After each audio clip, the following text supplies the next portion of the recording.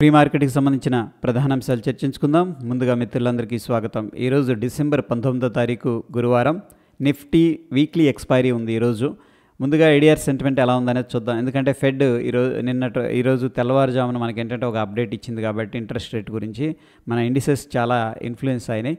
ఇక్కడ మనం చూసుకున్నట్టయితే ఐసిఐసిఐ బ్యాంక్ నెగిటివ్లో క్లోజ్ అయింది. అది కూడా 2.84%, చాలా సిగ్నిఫికెంట్ డ్రాప్. అది ఇన్ఫోసిస్, విప్రో, హెచ్డిఎఫ్సి బ్యాంక్ అన్నీ కూడా నెగిటివ్లో ఉండగా డాక్టర్ రెడ్డీస్ ల్యాబ్స్ మాత్రం స్లైట్ గ్రీన్లో అయితే క్లోజ్ అయింది. మొత్తం మీద ఏడీఆర్స్ నుంచి మనకి ఫుల్ సెల్లింగ్ ప్రెషర్ అనేది కనిపిస్తుంది. ఇక ఇండియన్ ఇండిసెస్ ఓవరాల్గా నిన్న ఎలా క్లోజ్ అయినాయి మనం తీసుకున్నట్టయితే మీడియా టాప్ లూజర్గా ఉంది. పిఎస్యూ బ్యాంక్, మెటల్స్, బ్యాంక్స్ అన్నీ కూడా నెగిటివ్లో ఉండగా ఫార్మా, ఐటీ, ఎఫ్ఎంసీజీలో కొంత రిలీఫ్ ర్యాలీ అనేది కనిపించింది. మొత్తం మీద 90% ఇండియన్ ఇండిసెస్ అనేది నెగిటివ్గా అయితే క్లోజ్ అయినాయి. ఇక గ్లోబల్గా మార్కెట్స్ ఎలా ఉన్నాయి అనేది మనం తీసుకున్నట్టయితే S&P 500 అంటే యుఎస్ మార్కెట్కి సంబంధించిన వోల్టాలిటీ అయితే కూల్ ఆఫ్ అయింది. ఏషియా మార్కెట్ జపాన్ నెగిటివ్గా ఉంది. అక్కడ నుంచి China and south Korea, Germany and Hong Kong ఇవన్నీ కూడా నెగిటివ్గా అయితే ట్రేడ్ అవుతున్నాయి. అయితే ఫ్రెండ్స్ ఇక్కడ మనకి యూరోప్ ఫ్లాట్గా ఉంది. యుఎస్ మార్కెట్స్ అనేది మనం చూసే సమయానికైతే బుల్లిష్గా కనిపిస్తున్నాయి కదా. బట్ నిన్నటి రోజున హ్యూజ్ డ్రాప్ అనేది జరిగిందనమాట. అది చూద్దాం, చార్ట్ మీద కనిపిస్తుంది మనకి. బట్ ఈరోజు కొద్దిగా బౌన్స్ అనేది జరిగినట్టు తెలుస్తూ ఉంది. ఇక ఫ్రాన్స్ అండ్ లండన్, రష్యా అయితే గ్రీన్లో ఉన్నాయి. ఫ్రెండ్స్ మొత్తం మీద మనకి గ్లోబల్గా సెంటిమెంట్ అయితే ఫ్లాట్ టు స్లైట్ బుల్లిష్గా కనిపిస్తుంది ఈరోజు. ఇక యుఎస్ మార్కెట్ ఏ విధంగా క్లోజ్ అయిందనేది మనం తీసుకున్నట్లయితే ఇంటెల్, అమెజాన్ టాప్ లూజర్గా క్లోజ్ అయినాయి. చూడండి, మోర్ దాన్ 4%, 5% నెగిటివ్గా క్లోజ్ అయినాయి. ఒక్క యునైటెడ్ హెల్త్ మాత్రం గ్రీన్లో క్లోజ్ అయింది. మిగతా అన్నీ కూడా నెగిటివ్లో అయితే క్లోజ్ అయినాయి అనమాట. నిన్న ఫెడ్ ఇంట్రెస్ట్ రేట్ డెసిషన్ తీసుకుంది కదా, దానివల్ల నెగిటివ్గా రియాక్ట్ అయింది. ఇక గ్లోబల్గా ఎకనామిక్ క్యాలెండర్ అనేది మనం తీసుకున్నట్టయితే లండన్కి సంబంధించిన కన్స్యూమర్ ప్రైస్ ఇండెక్స్ డేటా అనేది రిలీజ్ అయింది ఫ్రెండ్స్. ప్రీవియస్గా 2.3 ఉండేది, ఎక్స్పెక్ట్ చేసినట్టు 2.6 అనేది రావడం జరిగింది. ఇక క్రూడ్ ఆయిల్ ఇన్వెంటరీస్ అయితే ఫ్రెండ్స్ ఇక్కడ పెరిగాయి అనమాట. అంటే బావులు పెరిగాయి, వెలికి తీసే బావులు.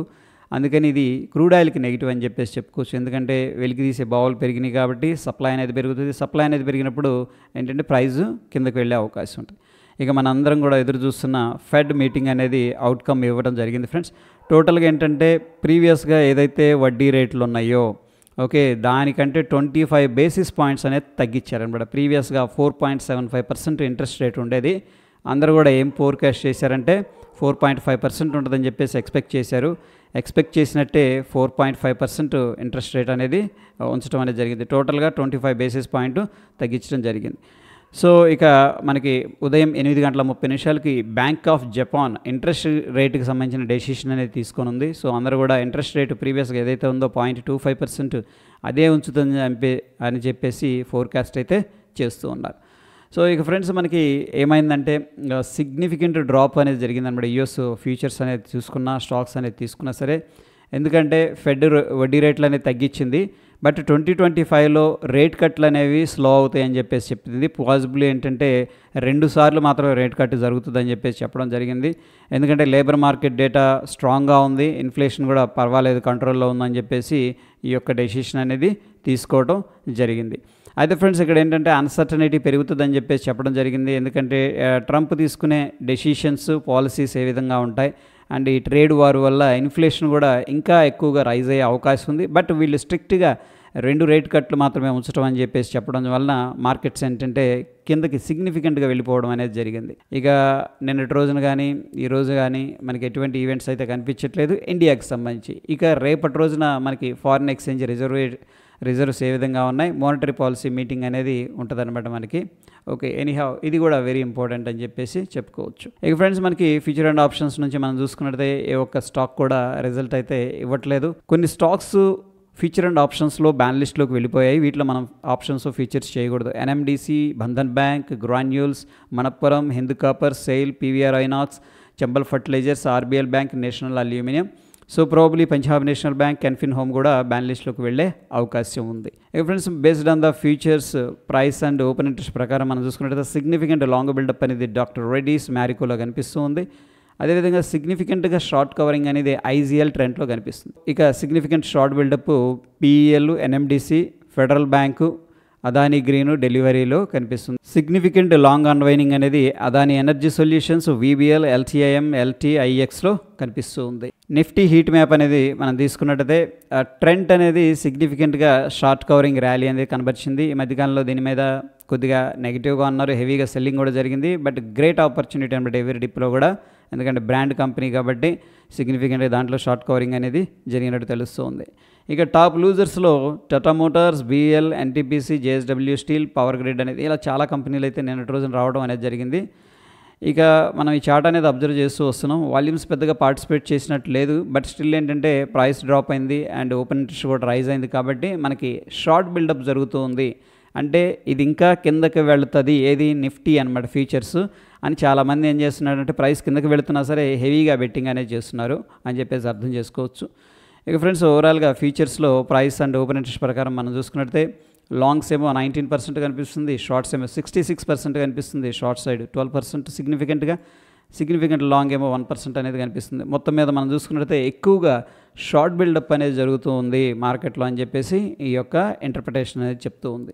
పార్టిసిపెంట్ వాయిస్ డేటా అనేది మనం పరిశీలించినట్టయితే FIS ఇండెక్స్ ఫీచర్స్ ద్వారా మీడియం బేరిష్గా ఉన్నారు, స్టాక్స్ కూడా సెల్ చేశారు. ప్రొప్రైటరీ ఇండెక్స్ ఫీచర్స్ ద్వారా బేరిష్గా ఉన్నారు, స్టాక్ ఫీచర్స్లో కొద్దిగా బై చేశారు. ఇండెక్స్ ఆప్షన్స్ ద్వారా బేరిష్గా ఉన్నారు.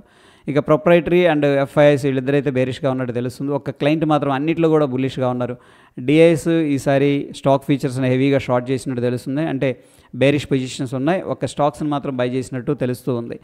ఫ్రెండ్స్ ఇక్కడ మనం చూసుకున్నట్లయితే FIS 1317 కోట్లు క్యాష్ మార్కెట్లో సెల్ చేయగా DIS ఏమో 4084 కోట్లు క్యాష్ మార్కెట్లో బై చేసినట్టు తెలుస్తుంది.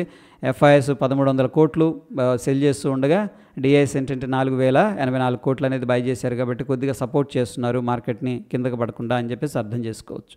సో ఫ్రెండ్స్ ఈరోజు హ్యూజ్ గ్యాప్ డౌన్ జరిగే అవకాశం ఉంది. ప్రస్తుతం ఉన్న సిచ్యువేషన్ మనకి వీక్లీ ఎక్స్పైరీ కూడా ఉంది కాబట్టి ఈరోజు 24,000 అనేది మనకి ఇంపార్టెంట్ లెవెల్ అని చెప్పేసి చెప్పుకోవచ్చు. దాని తర్వాత 24,200 అనేది వెరీ ఇంపార్టెంట్ అని చెప్పేసి చెప్పుకోవచ్చు. ఓకే, ఎందుకంటే గ్యాప్ డౌన్ జరుగుతుంది కాబట్టి 24,200 అనేది మనకి స్ట్రాంగ్ రెసిస్టెన్స్గా ఉండే అవకాశం ఉంది. సో ఫ్రెండ్స్ ఇక మనం వాచ్ చేయాల్సింది ఏంటంటే 23,897, దాని తర్వాత 23,694 అనేది మనం సపోర్ట్గా వాచ్ చేయాల్సి ఉంటుంది.